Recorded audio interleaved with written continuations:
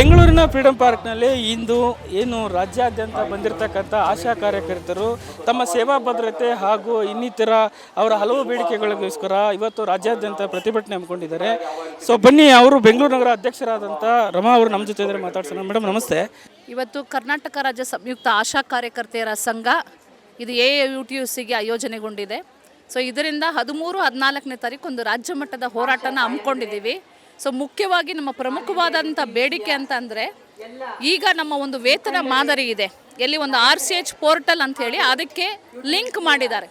ಅದರಿಂದ ಕಳೆದ 8 ವರ್ಷಗಳಿಂದ ನಾವು ಸಾಕಷ್ಟು ಇದು ಅಮೌಂಟನ್ನು ಕಳ್ಕೊತಾ ಇದ್ದೀವಿ. ನಾವು ಇವಾಗ ಬೈ ಚಾನ್ಸ್ 5,000 ನಾವು ದುಡಿದಿದ್ರೆ ನಮಗೆ ಕೈ ಸಿಕ್ಕೋದು 2,000 ಸರ್. ಸೊ ನಮಗೆ ಗೊತ್ತಿಲ್ಲ ಅದು ಎಲ್ಲಿ ಹೋಗ್ತದೆ, ಏನಾಗ್ತದೆ ನಮಗೆ ಗೊತ್ತಿಲ್ಲ. ಇದಕ್ಕೆ ಬೇಕಾದಂತಹ ಮಾಹಿತಿಗಳನ್ನ ಸರ್ಕಾರಕ್ಕೆ ಫ್ಯಾಕ್ಸ್ ಮುಖಾಂತರ ಕೊಟ್ಟಿದ್ದೀವಿ. ಇನ್ನೂ ಕ್ರಮ ತಗೊಂಡಿಲ್ಲ ಆರೋಗ್ಯ ಇಲಾಖೆ. ಮೇಲಿಂದ ಮೇಲೆ ಅವರು ಸಮಯನ ಬೈ ಮಾಡ್ತಾ ಇದ್ದಾರೆ. ಸೊ ನಮ್ಮನ್ನು ಕನ್ವಿನ್ಸ್ ಮಾಡೋಕ್ಕೆ ನೋಡ್ತಾ ಇದ್ದಾರೆ.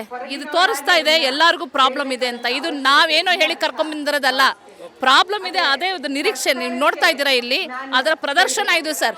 ಸೊ ನಾವು ಕೇಳ್ತಿರೋದು ಇದನ್ನು ಆದಷ್ಟು ಬೇಗ ನೀವೇನು ವೇತನ ಮಾದರಿನೇ ಇಟ್ಕೊಂಡಿದ್ದಾರೆ RCH ಪೋರ್ಟಲ್ ಮುಖಾಂತರ ಅದನ್ನು ಫಸ್ಟು ತೆಗೀರಿ ಅನ್ನೋದು. 2ನೇ ಪಾಯಿಂಟು 15,000ನ ನೀವು ಫಿಕ್ಸ್ ಮಾಡಬೇಕು. ಇದರಲ್ಲಿ ಏನು ರಾಜ್ಯ ಮತ್ತು ಕೇಂದ್ರ ಸರ್ಕಾರ ಎರಡೂ ಸೇರಿ ಈಗಾಗಲೇ ರಾಜ್ಯ ಸರ್ಕಾರ 5,000 ಕೊಡ್ತಾ ಇದೆ. ಹಾಗೆಯೇ ಮೊನ್ನೆ ಎಲೆಕ್ಷನ್ಗೆ ಮುಂಚೆ ಅವರ ಗ್ಯಾರಂಟಿಗಳಲ್ಲಿ ಒಂದಾದದ್ದು ಆಶಾ ಅಂಗನವಾಡಿಗಳಿಗೆ ಜಾಸ್ತಿ ಮಾಡ್ತೀವಂತ. ಇವಾಗ 3,000 ಕೊಟ್ಟು 8,000 ಟೋಟಲ್ ಮಾಡಲಿ ಅಂತ ನಾವು ಕೇಳ್ತಾ ಇರೋದು. ಸೊ ಅದು ಬಿಟ್ಟು ಕೇಂದ್ರ ಸರ್ಕಾರದಿಂದ ಬರುವಂಥ ಹಲವಾರು 32 ಲೈನ್ ಐಟಮ್ ನಾವು ಕೆಲಸ ಮಾಡ್ತೀವಿ, ಅದಕ್ಕೊಂದು 7,000. ಹಾಗೆಯೇ ಫಿಕ್ಸ್ ಪೇಮೆಂಟು, ರೊಟೀನ್ ಆ್ಯಕ್ಟಿವಿಟೀಸ್ ಎಲ್ಲ ಸೇರಿ ಒಂದು 15,000 ನಾವು ಲೆಕ್ಕಾಚಾರ ಮಾಡಿ ಕೊಟ್ಟಿದ್ದೀವಿ ಸರ್. ಅನ್ಯಾಯವಾಗಿ ಯಾವುದನ್ನು ಕೇಳ್ತಾ ಇಲ್ಲ, ನ್ಯಾಯವಾಗಿ ಕೇಳ್ತಾ ಇದ್ದೀವಿ. ಅದನ್ನು 15,000 ಕೊಡಬೇಕು ಅನ್ನೋದು 2ನೇ ಬೇಡಿಕೆ.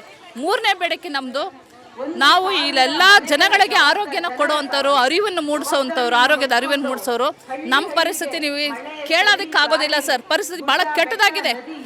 ಯಾರೇ ಕ್ಯಾನ್ಸರ್ ಪೀಡಿತರಾಗಿರಲಿ ಅಥವಾ ಬೇರೆ ಬೇರೆ ಸ್ತ್ರೀರೋಗದಿಂದ ಬಳಲ್ತಾ ಇದ್ರಾಗಲಿ, ಆಪರೇಷನ್ ಆದ್ರೆ ನೆಕ್ಸ್ಟ್ ಡೇ ಕೆಲ್ಸಕ್ಕೆ ಬನ್ರಿ ಅಂತಾರ್ರಿ. ಮಾನವೀಯತೆ ಇಲ್ಲ ರೀ ಇದು.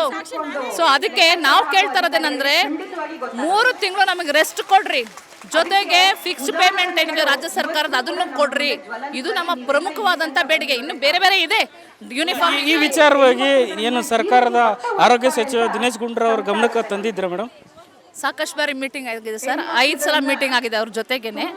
ಸೊ ಅದು ಯಾಕೋ ಏನು ಉತ್ತರ ಕೊಡ್ತಾ ಇಲ್ಲ. ಅದಕ್ಕೆ ನಾವು ಮುಖ್ಯಮಂತ್ರಿಗೆ ರಿಕ್ವೆಸ್ಟ್ ಮಾಡ್ತಾ ಇದ್ದೀವಿ, ದಯವಿಟ್ಟು ಮಧ್ಯಸ್ಥಿಕೆ ವಹಿಸಿ ಈ ಪ್ರಾಬ್ಲಮ್ ಏನು ಕಠಿಣ ನಮಗೆ ಗೊತ್ತಿಲ್ಲ, ಇಮಿಡಿಯೇಟ್ಲಿ ಅವರೇ ಸಾಲ್ವ್ ಮಾಡಬೇಕು ಅನ್ನೋದು ನಮ್ಮ ಮನವಿ. ಇವಾಗ ಒಂದು ವೇಳೆ ಸರ್ಕಾರದ ಈಗ ಬಜೆಟಲ್ಲಿ ನಿಮ್ಮ ಬೇಡಿಕೆ ಹಿಡದೇ ಇದ್ದರೆ ಏನಾಗ್ಬೋದು ಮುಂದಿನ ಹೋರಾಟ?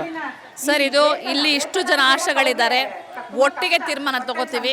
ಮುಂದಿಂದ ಇಷ್ಟು ಸುಲಭ ಇರಲ್ಲ. ಇನ್ನು ಉಗ್ರವಾದಂಥ ಹೋರಾಟಕ್ಕೆ ನಾವು ಕಾಲಿಡ್ತೀವಿ. ಎಲ್ಲರ ಸಮ್ಮುಖದಲ್ಲಿ ಅದನ್ನು ನಿರ್ಧಾರನ ನಾವು ನಿಮ್ಗೆ ಹೇಳ್ತೀವಿ ಸರ್. ರಮಾ ಅಂಥೇಳಿ, ಕರ್ನಾಟಕ ರಾಜ್ಯ ಸಂಯುಕ್ತ ಆಶಾ ಕಾರ್ಯಕರ್ತೆಯರ ಸಂಘದ ವೈಸ್ ಪ್ರೆಸಿಡೆಂಟ್ ಆಗಿದ್ದೀನಿ, ಸ್ಟೇಟ್.